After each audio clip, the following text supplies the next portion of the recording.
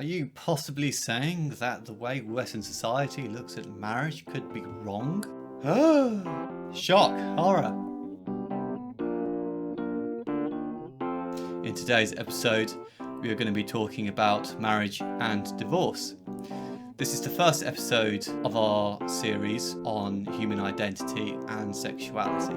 Anyway, there's no further ado, as was your idea, Gomes, on this particular episode. Would you like to take the lead? Yeah, we chose to include this episode in this series because I think it's one of the primitive laws and philosophies and ideas that's paved the way for so many of these other laws and the destruction of some of the traditions and culture that we've had from such a long time.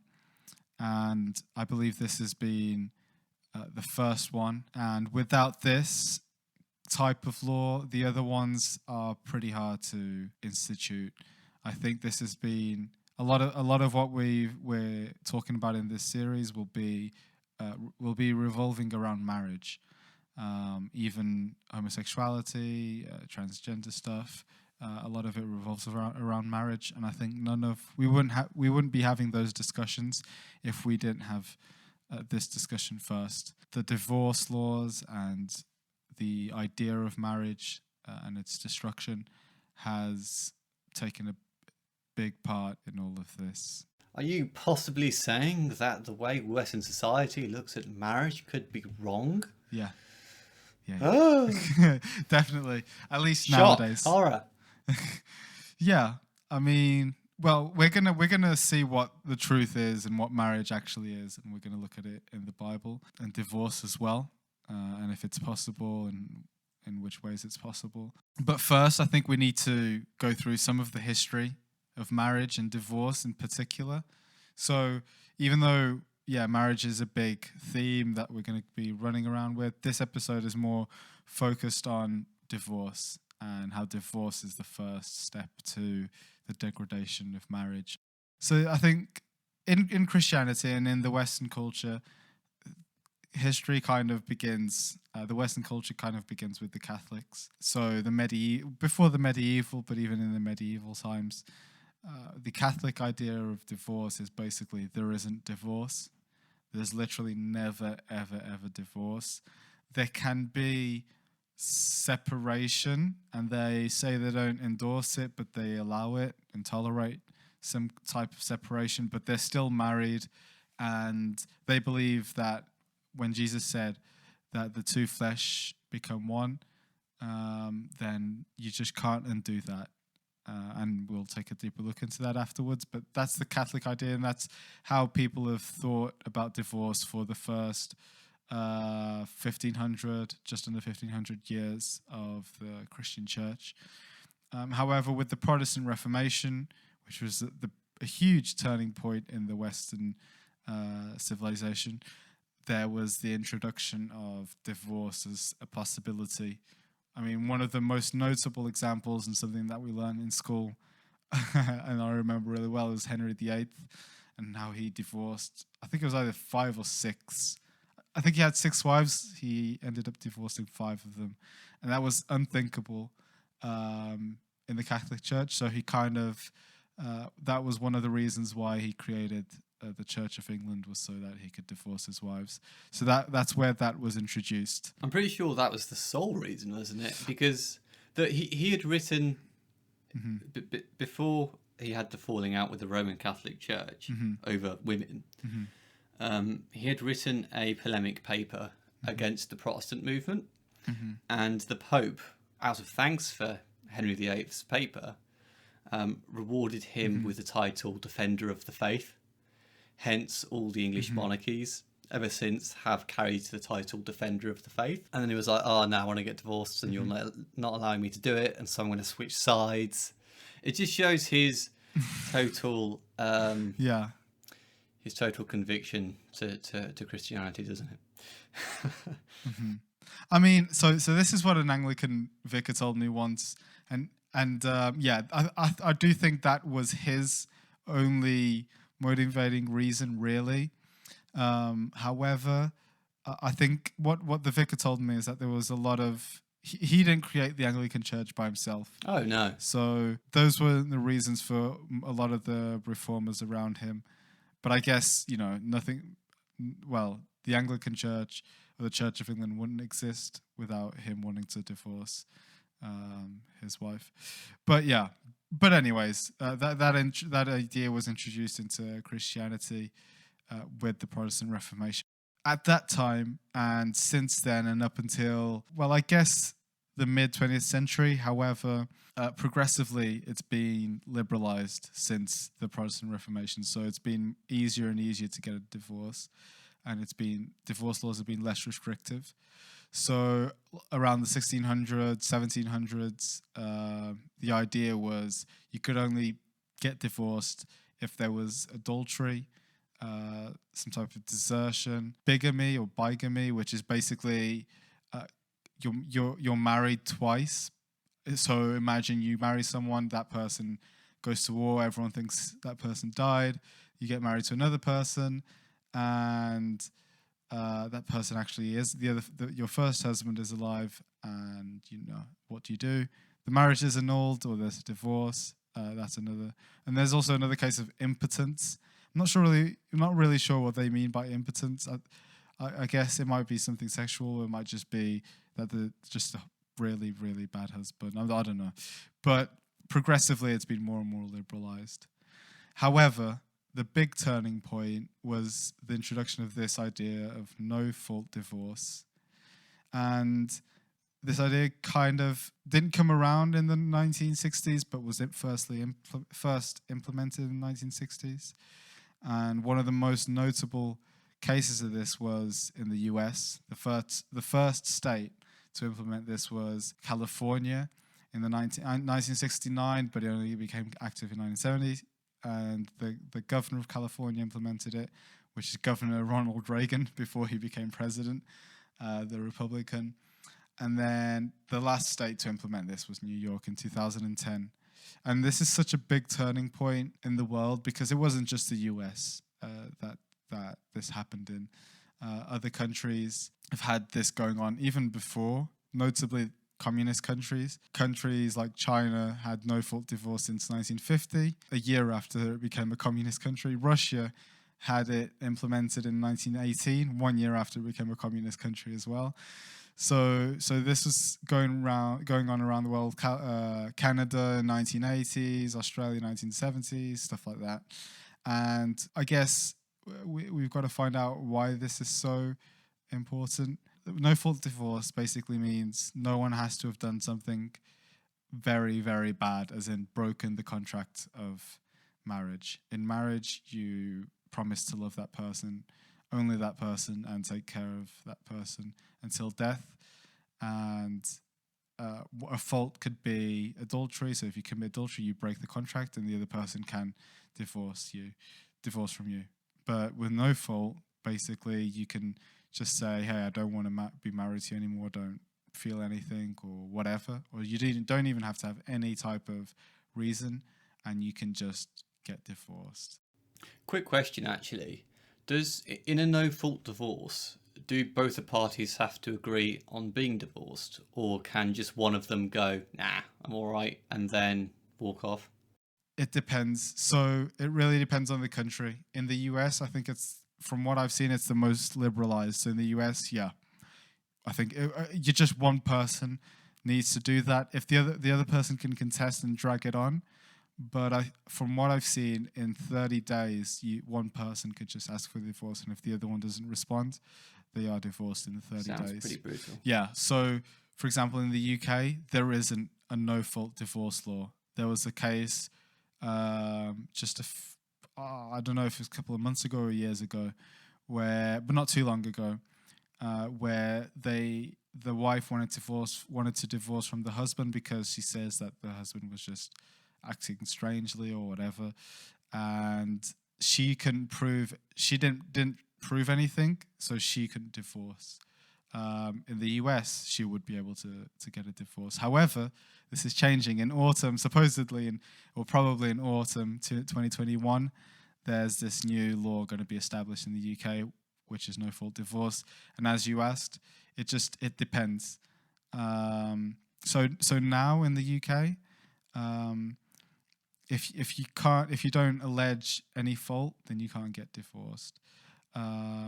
Only if you've been separated from your wife for 2 years and both spouses agree to get a divorce, or 5 years and one spouse. So again, the answer to that question is it depends. I mean, if both of them want to get divorced in most of the countries, it's just faster. If only one wants to get divorced, normally they'll be able to, but it takes longer. I guess that's the answer to your question. But in 2021 in the UK, it's going to be the same as every other country. So yeah. In Muslim countries, there's also no fault divorce, which I found strange. I was hoping, they had some kind of stronger tradition, but no. No, it's part of the Quran. It is, yeah.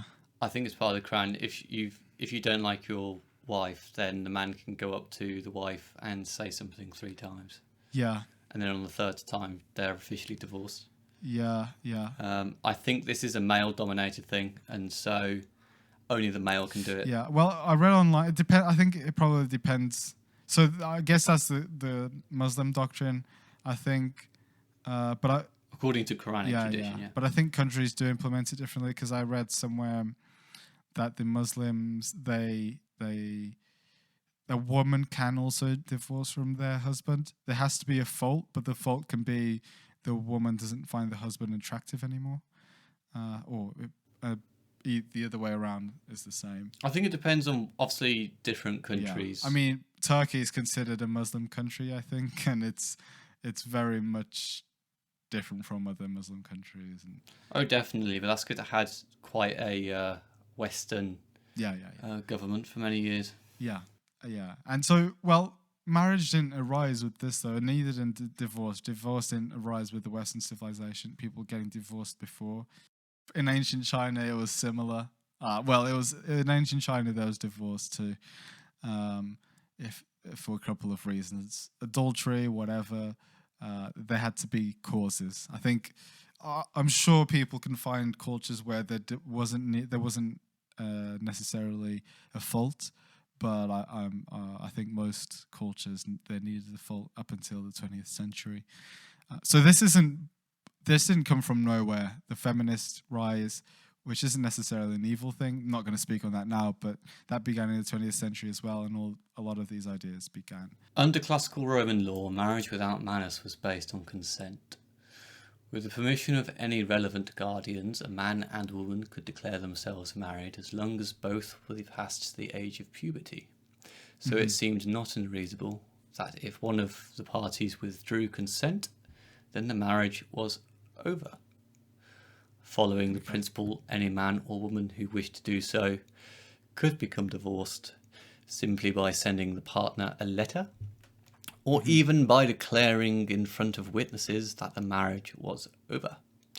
There was no such thing as joint marital property, and any children of the marriage belonged to the father, so there was little to argue about.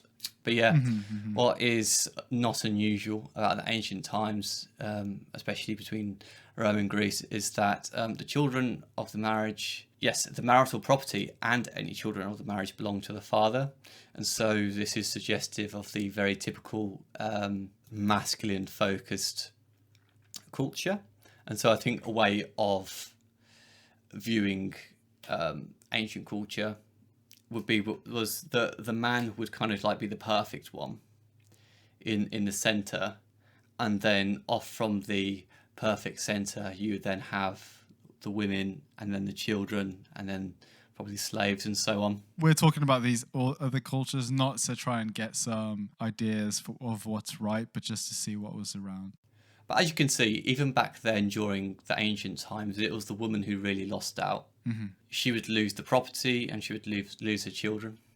Well, getting back to this no default thing, I guess I can't go on without saying why people. What's the argument that people use to try and get this? And the argument, I guess, the argument isn't necessarily the reason why they want it. Some people just want the liberalization of marriage just because. Some people just don't want marriage to exist anyways. But the reason they use is when people are getting divorced. And some people, and it's true, some people do get divorced and there's little ill will to the other spouse. And they just don't want to live together. They don't want to be called husband and wife. But there wasn't anything wrong necessarily, and they don't want to attribute blame. So what they say is, well, they can't live together anyways now, and they don't want to blame each other. They still, they don't hate each other, so they don't want to blame each other, and they call it this blame game. So to get away with, to stop with this blame game, there should be no fault divorce. But that's a bad argument, I think, because you're going to some specific cases and making it general for all divorces. And I think the UK is taking a tolerable approach. I think one of the ideas that's going to be put in late 2021 is if both husband and wife apply jointly for divorce, then that's good enough. They can get divorced. That kind of solves the issue, but I still don't recommend it, obviously. I think really the reason the Roman Catholic Church is and was so tight on the idea of marriage and divorce was because it had a theological, well, of course, as we know, it has a theological grounding.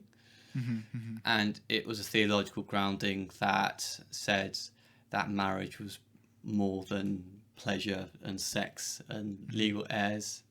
Mm-hmm. In fact, it's very much spiritual in a vast quantity of ways.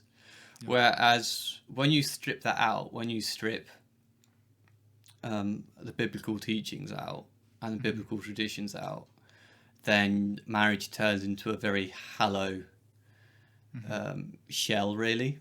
Yeah. One that's based on sex and pleasure and prestige and legal heirs and taxes. Yes, and of course the whole thing suddenly becomes subjective and materialist. Completely. So divorce, we're not saying divorce was the beginning of all evil in the world, but it is one of the first factors that influenced this sexual revolution type thing.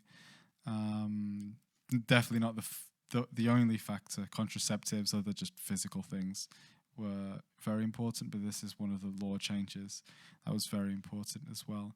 I mean, they can sometimes they do identify problems. For example, so we live in moderately secular civilization, and there are homosexual people around, and they want to live together, and a lot of them do live together. Yet they don't have the same. In America, for example, if you're married, it's better for taxes, better for you. So their argument is, well, we should get married as well so we could have those tax benefits as well. But so what they do is they change the whole concept of marriage to fit that, instead of just giving them tax breaks as well. Yeah, the sanctity of marriage gets thrown under the bus. Yeah. The objective of something that happens, of an act, is the result of it.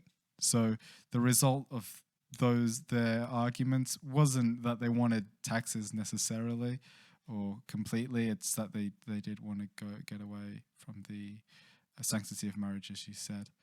Yeah. So now maybe we should go into more. What are the consequences of this? So we've kind of thoroughly explained, or sufficiently explained, the history and what was the turning point in the world, this no-fault divorce in the mid-20th century onwards.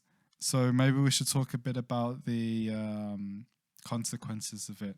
What do you think? Yeah, well, I mean, what do you think are the main causes of not as many people getting married these days? What do you think what do you think the causes of people actually getting divorced are? What do you think is driving such high rates? Personally, I think it's the hookup culture.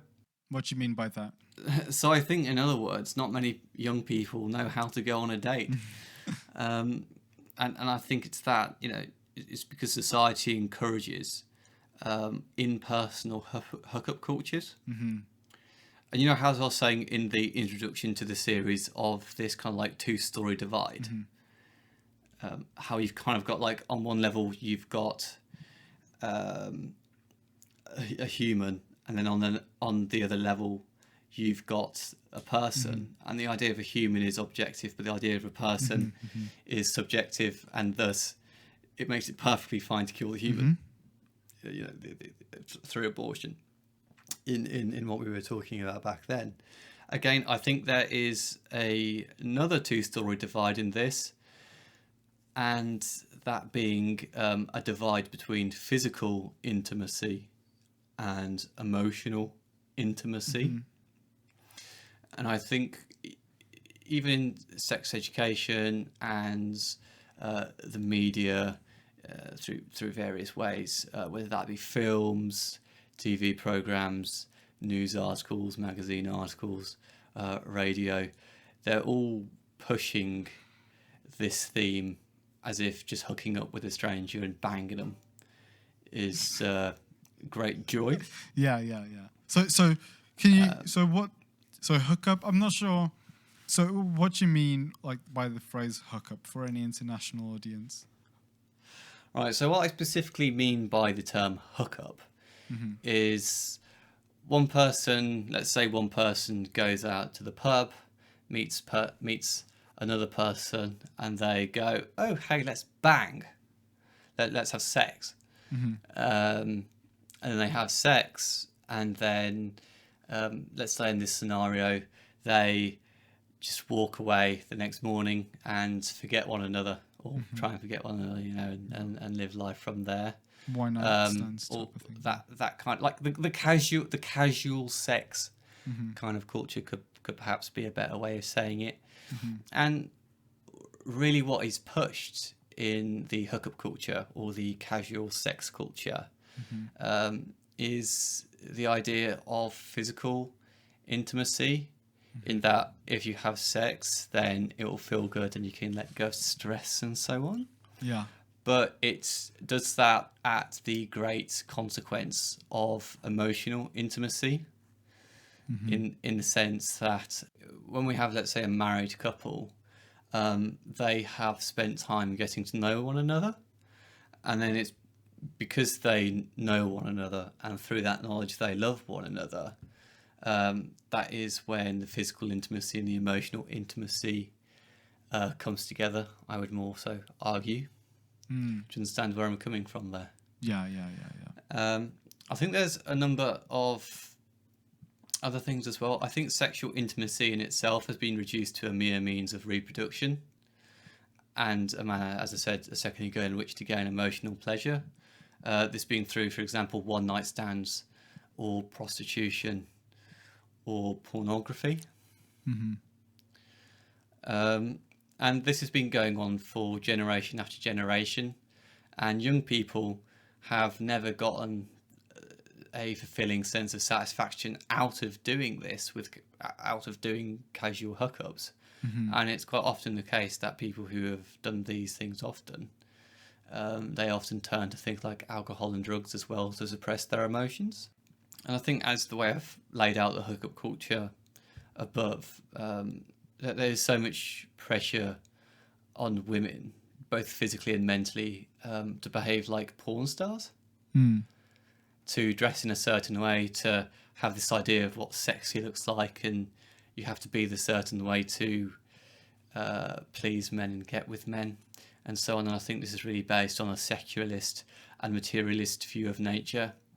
A view which has reduced, as I said, sexual intimacy to just reproduction and pleasure. In fact, some universities in America, I won't name them, but some universities have sex weeks, upon where they actually invite porn stars and sex companies, as in sex toy companies, to talk to the students about how to perform sex acts. There is nothing in this that talks about romance or living for one another. It's in a way, the standard that is being pushed is how to use one another for one's own emotional purposes. And it's even Yeah, the case in early education as well, early sexual education with like 9-year-olds and stuff. And speaking of 9-year-olds, do you know what the average age for exposure to pornography is? I think it's 11 for males. It's 9 years old. Oh, it's 9. Wow. It's in America, yeah.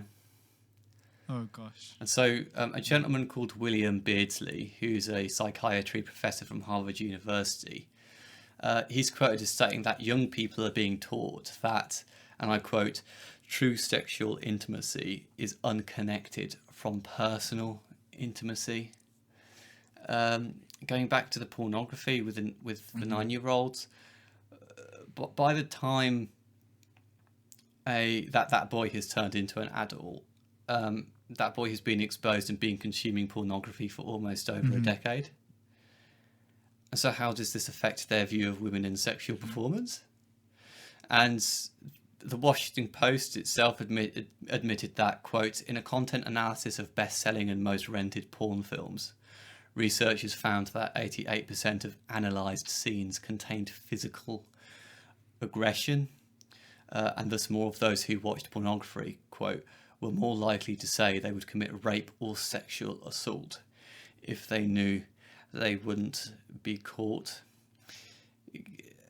Going even further, down this depersonalization of sex, this detachment of emotional intimacy. In Barcelona, a robotic sex brothel has opened up where men go to quite literally shag a robot. And again, in a Barna survey, teens and adults rated porn as less morally objectionable than overeating or not recycling. And just imagine, as a result of what these young people are being taught and what they're being exposed to, can you imagine the effect that it has on their chances of getting marriage, or even when they're married, their chances of being satisfied by their wives, or their wives being satisfied by their husbands? One of the biggest consequences of pornography consumption is erectile dysfunction.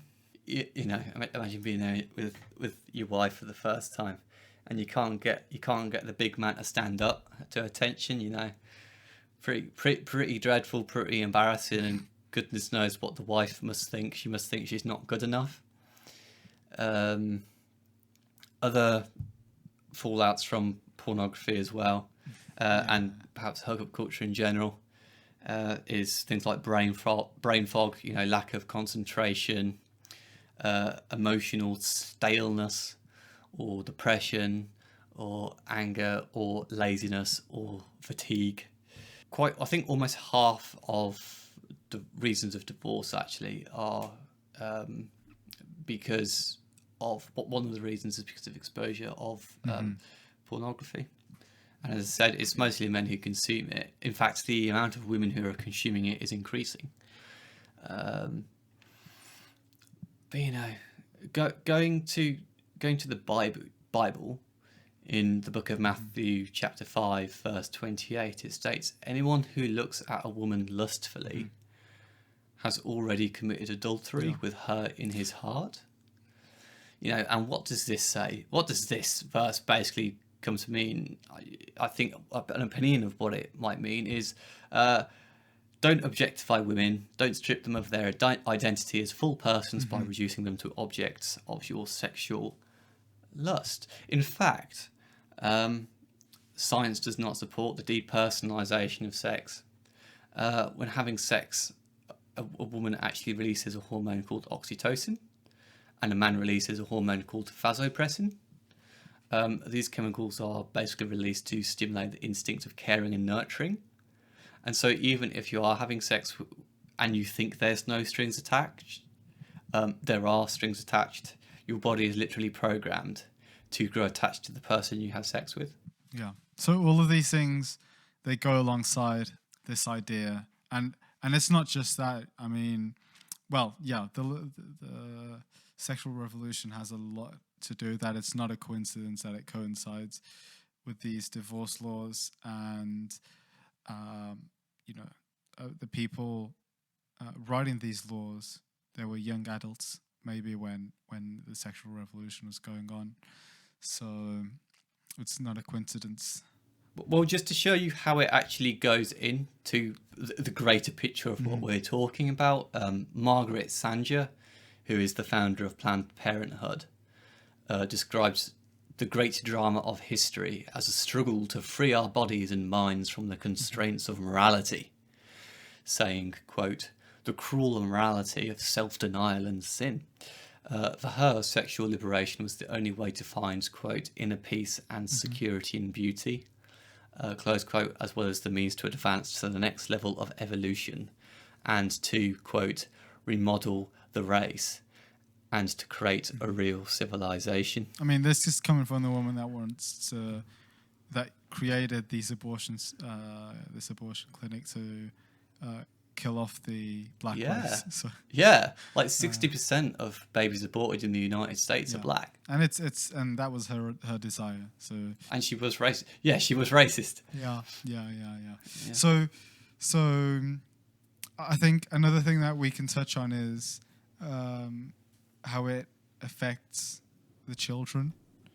So far, the family has been the first. Well, maybe not the first, but one of the most important. The family unit has been one of the most important traditions and concepts that we hold in the Western civilization, and in reality, not just Western civilization, in most cultures as well that don't hold to polygamy or something like that. And this family with a father, a mother, and then the children has been central. It's been central to maintaining sanity around the world, because you can more easily control the society and their thoughts and education and everything, but without the family unit. Because if you go back, if you go to university or to school and you learn something wrong, and they're teaching you something wrong, something actually wrong that everyone can agree is wrong. Let's say they're in 1935 Germany, the kid, and he's 12, 13, 14 years old, and he's starting to go to the Hitler Youth, or that's what his school is teaching him. The school's teaching him the Jews are inferior people. He can always go back to his family, and the government can't control what the parents say to the kid. So it's been always a force for conservative values to be maintained around the world, and it's been a what's the word? I forgot the word, but the family unit's always been prejudicial to the growing of evil in the world. It's just something hard to control, and it's been a super necessary block for the growth of the child. From a young age, two parents can provide, and it's always been. Oh my goodness! And it's always been like that, and and up even to the age when just before they go off 18 or whatever it is, it's been essential, and it's been proven through statistics and whatever that not having divorced parents is good. I mean, the stress it brings. And another thing, obviously, is children born out of wedlock, which is even worse. But yeah.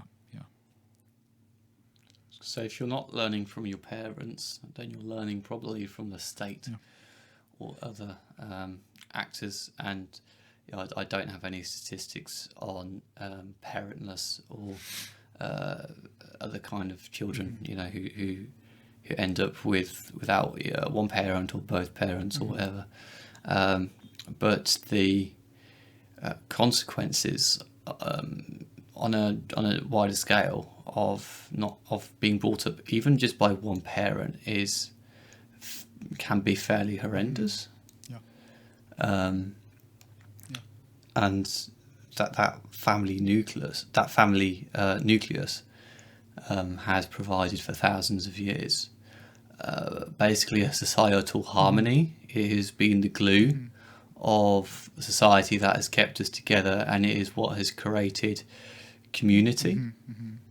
And it's been a solid, steadfast thing. You know, there's so many things that change and go and confuse us in the world, and so many problems and so much change in our lives, and the existence of two parents, marriage is one of the constants in the world.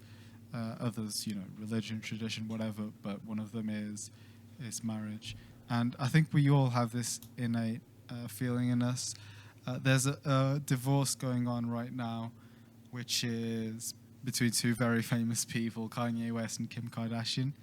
And I mean, they've been married for, I think it's 10 years now, 9, 8, 7, something like that, but quite a few number of years.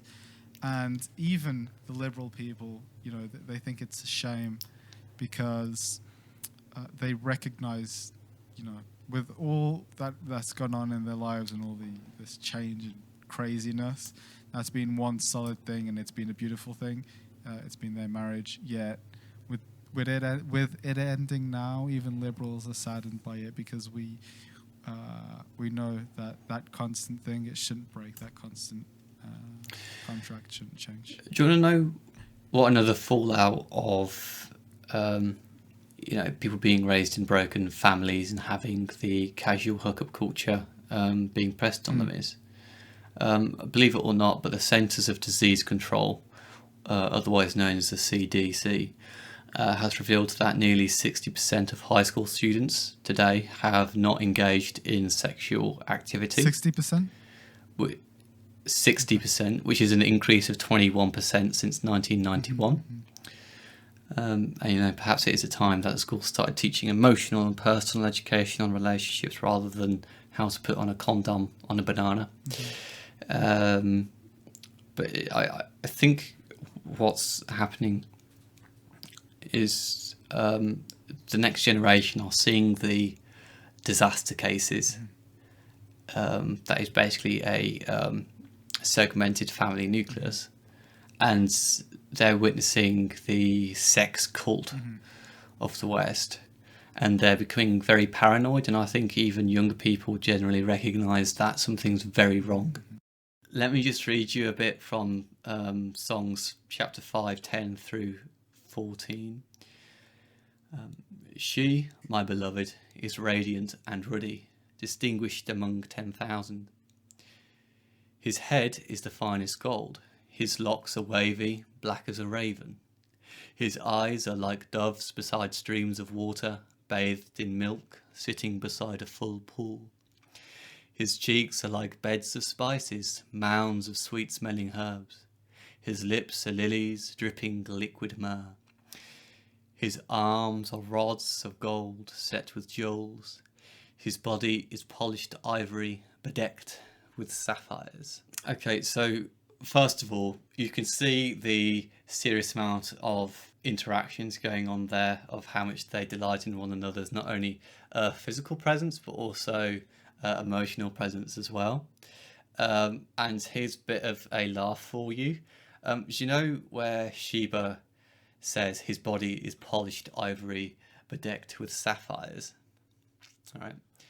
Well, apparently the Hebrew doesn't actually say that. Apparently it doesn't actually say his body.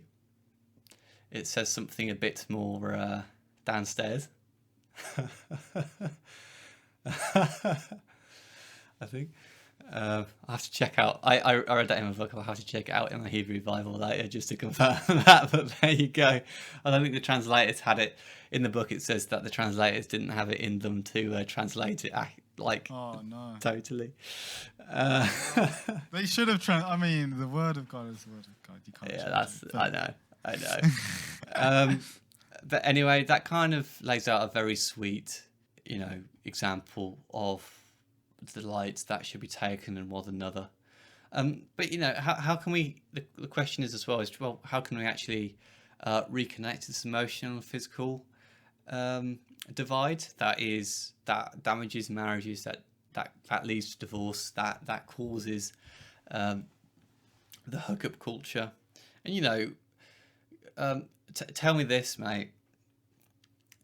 If you get punched in the face, will you turn around and say, "Thank you very much, I love you too," and give me a nice big snob? No, you won't. You know, if I punched you in the face, you'd know it was aggressive. You'd know it was offensive. You'd know it meant that certain thing, and if a girl was to hug you, you would know what the intent of that hug was as well, and you'd know that wasn't a mean hug or an offensive hug, but actually a loving hug. And I think that just goes to show that we actually can know the intent by actions. And so Timothy Keller, who is a pastor, have you heard of him? Mm-hmm. Yeah, so he writes that sex is God's appointed way for two people to say reciprocally to one another, I belong completely, permanently, and exclusively to you. And this is backed up by scripture in Genesis chapter 2, verse 24, where it says, "A man leaves his father and mother and is united to his wife, and they become one flesh." Going even further than that, in Genesis chapter 4, verse 1, it actually says, Adam knew his wife Eve, and she conceived and bore Cain. You know, it doesn't say Adam had sex with his wife Eve, and she conceived and bore Cain. The actual translation is yada, and yada is Hebrew, means to get to know. And so what it's actually saying is Adam got to know Eve, his wife Eve, and she conceived and bore Cain. And this actual word yada is used throughout the entirety of scriptures, and it actually reflects God's relationship to his people. Scripture teaches us very clearly that the relationship of husband and wife even has the supreme dignity of reflecting the relationship between God and his people. So in Hosea chapter 2, verse 19 through 20, it says, "I will betroth you to me forever. I will betroth you to me in righteousness and in justice. You shall know the Lord." And it actually said, "You shall yada the Lord." So that same kind of intimacy that was between Adam and Eve. That's exactly it. Like, it's used another time in the Bible as well, but in Greek. God foreknew, basically, God foreknew the church or the Christians, his people, and it's that same concept that he there's this intimate love that he's had since the beginning of time. But yeah, that's and to solve this issue, we can't look at it, and we can't look at the Bible and what it says as something that is against sex at all. It's completely for it, but within marriage, and even solving the issue of divorce. The Bible, it's like we shouldn't look at the rules of the Bible or the laws in the Bible aren't there to oppress us. It's they're there to help us and guide us. We oppress ourselves when we go against them, not because God's necessarily going to judge, which he will, but even if he wouldn't, those laws are actually they're the best way to live as well. Oh, definitely. And just before we get to the laws, just to actually demonstrate how far this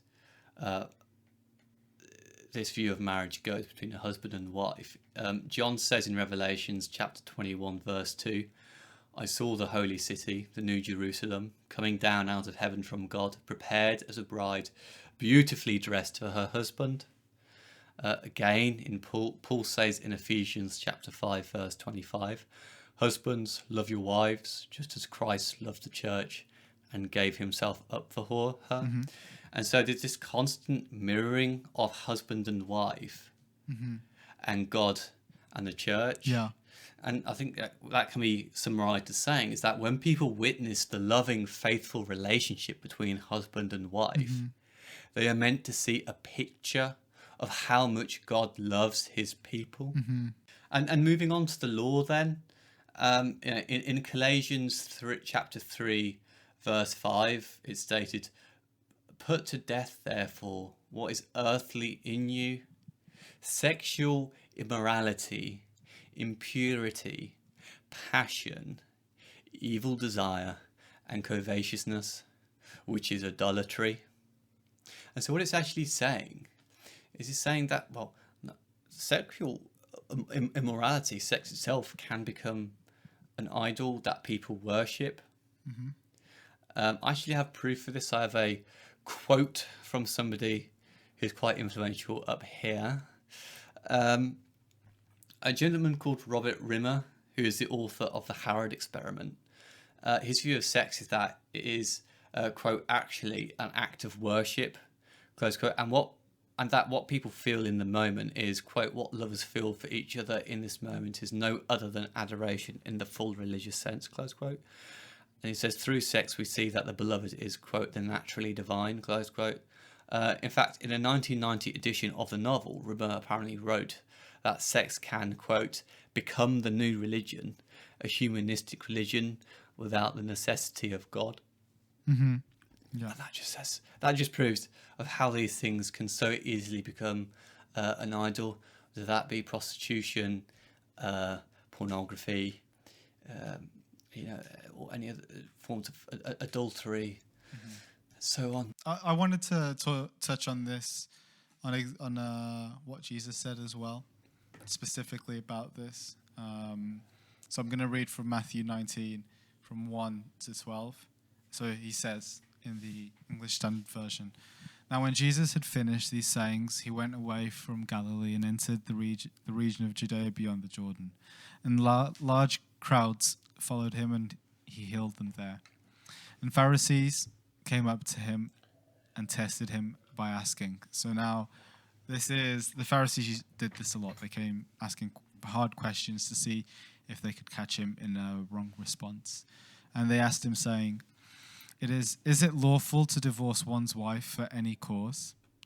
And Jesus answered, "Have you not read that he who created them from the beginning made them male and female? And said, therefore a man shall leave his father and his mother and hold fast to his wife, and the two shall become one flesh." So here we can see marriages between a male and a female, and the two become one flesh, which is what Tim Keller was talking about as well, Timothy Keller. And then, so they are no longer two, but one flesh. Okay? It's almost like they're two different people, but one flesh. What therefore God has joined together, let not man separate. So that's pretty clear. But it goes on to say, so they said to him, "Why then did Moses command to give a certificate of divorce to send her away?" So this is something that happened in the Old Testament. Moses allowed some type of divorce. And Jesus responded, because of your hardness of heart, Moses allowed you to divorce your wives, but from the beginning it was not so. So what Jesus is saying here is, God allowed this exception, and he allowed other exceptions in the time of Moses and the Old Testament because they just didn't understand the full revelation. So he allowed some things, but that wasn't his design. That's what he means by saying it was not like so from the beginning. Wasn't it even in the New Testament as well that I think you were allowed to divorce if it was due to adultery? Yeah, so we're going to carry on reading. So it goes, this is not so. "And I say to you, whoever divorces his wife except for sexual immorality and marries another commits adultery." The disciples said to him, "If such is the case of a man with his wife, it is better not to marry." But he said, so he's putting the objection maybe some other people and liberals might put to the Bible, which is, well, I mean, you guys are just against marriage then. But he responds, "Not everyone can receive the saying, but only those to whom it is given."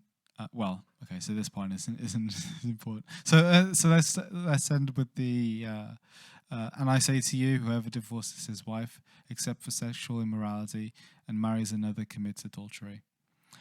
So Jesus does give this exception, which is if one of them commits sexual immorality, and which is a big sin, and basically voids the contract.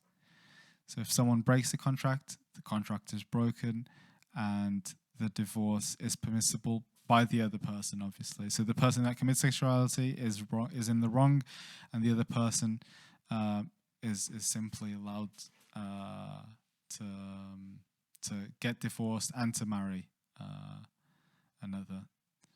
And here's the idea is also in here that if you do divorce for any other reason, and you marry another person and you have sex with that other person, or even if you have sex outside of marriage, you are committing adultery, without doubt. Yeah, so the sex is for a specific purpose with a specific person. It's not something you do for simply for fun with anybody. Mm-hmm. It's not like going down to the pub to play a game of darts or something like that. Mm-hmm. I think in Galatians chapter 6 verse 13, Paul says, food is meant for the stomach and the stomach for food, and God will destroy both one and the other. Mm-hmm. The body is not meant for sexual immorality, but for the Lord, and the Lord for the body. Mm-hmm. Mm-hmm. And again in 1 Galatians 6:15 he says, do you not know that your bodies are members of Christ? Shall I then take the members of Christ and make them members of a prostitute? Never. And then finally in 1 Galatians chapter 6 verse 19 he says, or do you not know that your body is a temple of the Holy Spirit within you, whom you have from God?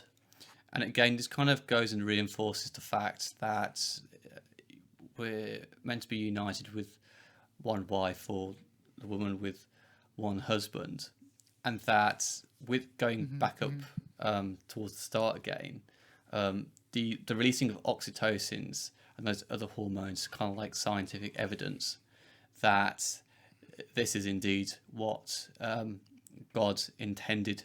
And of course, we get temptations and we get troubles and so on. There's another reason why two people can separate, which is found in 1 Corinthians 7:15. And I'll just read from 13. If any woman has a husband who is an unbeliever, and he consents to live with her, she should not divorce him. Same goes with the other way around, a husband with a female unbeliever. But carrying on, for the unbelieving husband is made holy because of his wife, the unbelieving wife is made holy because of her husband. Otherwise your children would be unclean, but as it is, they are holy. And finally, verse 15. But if the unbelieving partner separates, let it be so. In such cases, the brother or sister is not enslaved. God has called you to peace.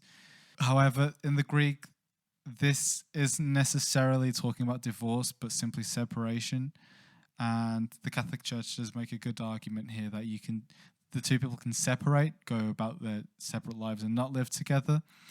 If one of them is unbelieving and doesn't want to carry on. However, they're still married in God's sight. This verse doesn't say that you can divorce your husband, unbelieving husband. You're still married to him in his sight. And if this does happen, it seems like the Bible does state that you can't remarry again. You can only remarry if there's been an occurrence of sexual immorality. But as it says in Romans chapter 8, verse 21, that the creation itself will be set free from its bondage to corruption and obtain the freedom of the glory of the children of God. And so, even though, that there's pains in childbirth and there's certain pains in marriage and so on, these things will go at the coming of the glory of the Lord. So throughout this episode, we've looked at three main themes. We've looked at the hookup culture, marriage, and divorce. We've looked at the secular philosophies that have shaped the way people approach these things, and we've also looked at the theological, biblical view of these things as well. What did you want to go over, Graham? Sorry. The purpose of this, again, was to lay the ground to understand how the destruction of the family unit is the cause of is the precursor to so many bad ideas infiltrating the youth, just families, just the literal physical and emotional stress that people go through.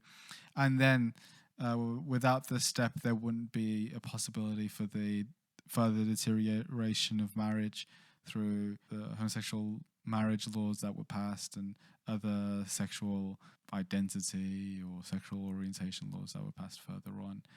This was the first block that had to be taken down in the realm of sexual and family realm. Thank you everyone for listening to this episode. We hope you have learned much and have been enlightened in many different areas. If you are watching on one of our video platforms such as YouTube, BitChute, Library or Odyssey, please be sure to smack that like button and subscribe.